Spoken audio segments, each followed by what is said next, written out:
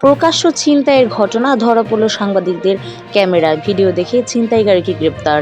রিকশা থামিয়ে ছুরি দেখিয়ে ছিনতাইয়ের এই দৃশ্য দূর থেকে ধারণ করেন এক সাংবাদিক। চট্টগ্রাম নগরের ২ নম্বর গেট এলাকায় গতকাল দুপুরে এই ছিনতাইয়ের ঘটনা ঘটে। সড়কের একপাশে সালাম দিয়ে দাঁড় করায় রিকশা।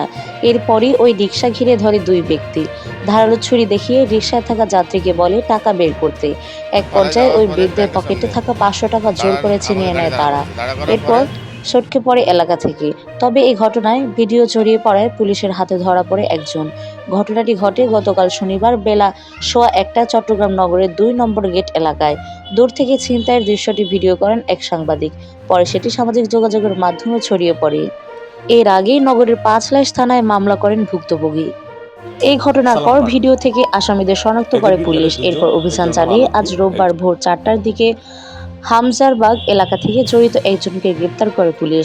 গ্রেপ্তার হওয়া ব্যক্তির নাম মোহাম্মদ শাকিল আহমদ প্রকাশ সাজু, বয়স ৪৮ বছর। তিনি হামজারবাগ এলাকায় মৃত হাজী শাহ আলমের ছেলে। তার বিরুদ্ধে অস্ত্র, মাদক আইনসহ নানা অপরাধে নগরের বিভিন্ন থানায় ১০টি মামলা রয়েছে বলে জানিয়েছে পুলিশ। তবে ঘটনার সঙ্গে জড়িত মোহাম্মদ আলমগীর বয়স ৪৫ নামের আরও একজন পলাতক। তার বাড়ি সাতকানিয়া পৌরসভার ছমদর পাড়া এলাকায় বলে পুলিশ জানিয়েছে। তার বিরুদ্ধে বিভিন্ন অপরাধে ৯টি মামলা রয়েছে। তাকে গ্রেপ্তার চেষ্টা চলছে বলে জানিয়েছে পুলিশ। ছিনতাইয়ের ওই ঘটনার ভিডিও ধারণকারী দৈনিক পূর্বকোণ এর জ্যেষ্ঠ ফটো সাংবাদিক মিয়া আলতাফ প্রথম আলোকে বলেন, তারা সালাম দিয়ে রিকশা দাঁড় করিয়ে এক বৃদ্ধাকে প্রশ্ন করছিল। আমি আর আমার এক সহকর্মী এগিয়ে গিয়ে জানতে চাইলে তারা আমাদের পাল্টা প্রশ্ন করে।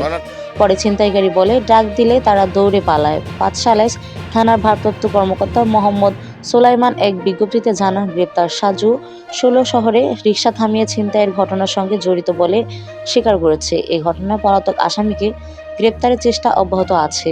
উভয় আসামির বিরুদ্ধে চুরি, ছিনতাই ও অস্ত্র সংক্রান্ত একাধিক মামলা রয়েছে। প্রিয় দর্শক, এরকম নতুন নতুন খবর পেতে আমাদের চ্যানেলটি প্লিজ সাবস্ক্রাইব করে আমাদের পাশে থাকবেন পরবর্তী ভিডিও পাওয়ার জন্য।